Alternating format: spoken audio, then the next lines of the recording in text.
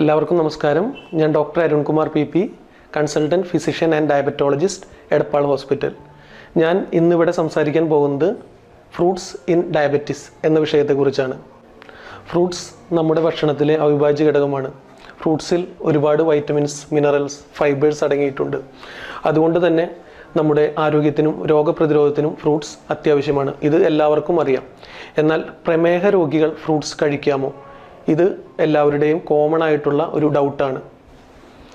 പ്രമേഹ രോഗികൾ ഏതെല്ലാം ഫ്രൂട്ട്സ് കഴിക്കാം, എത്ര അളവിൽ കഴിക്കാം, ഏത് സമയത്ത് കഴിക്കാം എന്നതിനെക്കുറിച്ചാണ് ഞാൻ ഇവിടെ സംസാരിക്കാൻ പോകുന്നത്.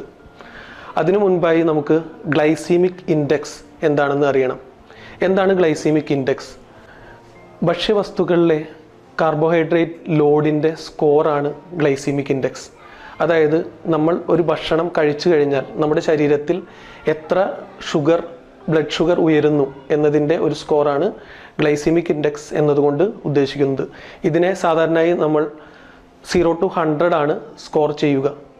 ഇതിൻ്റെ സ്കോറിൻ്റെ അടിസ്ഥാനത്തിൽ നമുക്ക് ഫ്രൂട്ട്സിനെ പ്രധാനമായും 3 ആയി തിരിക്കാം: fruits with low glycaemic index, medium glycaemic index and high glycaemic index. Glycaemic index value 0 to 55 സ്കോറുള്ള ഫ്രൂട്ട്സിനെ ലോ ഗ്ലൈസീമിക് ഇൻഡെക്സ് ഫ്രൂട്ട്സ് എന്നും, 55 to 70 medium glycaemic index fruits എന്നും, more than 70 high glycaemic fruits എന്നും നമുക്ക് തിരിക്കാം. ഹൈ ഗ്ലൈസീമിക് ഇൻഡെക്സ് ഉള്ള fruits ഏതൊക്കെയാണെന്ന് നമുക്ക് നോക്കാം. സാധാരണയായി ഡ്രൈ ഫ്രൂട്ട്സും ഈത്തപ്പഴവുമാണ്. അതുകൂടാതെ തണ്ണിമത്തൻ. ഇതാണ് മെയിനായിട്ട് നമുക്ക് ഹൈ ഗ്ലൈസീമിക് ഇൻഡെക്സ് ഉള്ള ഫ്രൂട്ട്സ്. ഹൈ ഗ്ലൈസീമിക് ഇൻഡെക്സ് ഉള്ള ഫ്രൂട്ട്സ് ഡയബറ്റിക് പേഷ്യൻസ് പ്രധാനമായും ഒഴിവാക്കണം. അടുത്തതായി മീഡിയം ഗ്ലൈസീമിക് ഇൻഡെക്സ് ഉള്ള ഫ്രൂട്ട്സ് ഏതാണെന്ന് നമുക്ക് നോക്കാം.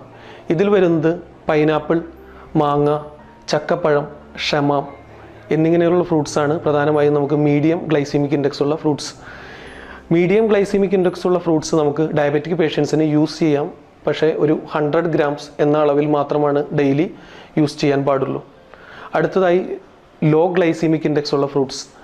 ലോ ഗ്ലൈസീമിക് ഇൻഡെക്സ് ഉള്ള ഫ്രൂട്ട്സ് ഡയബറ്റിക് പേഷ്യൻസിന് ഒരു 400 grams വരേക്കും ഡെയിലി യൂസ് ചെയ്യാവുന്നതാണ്.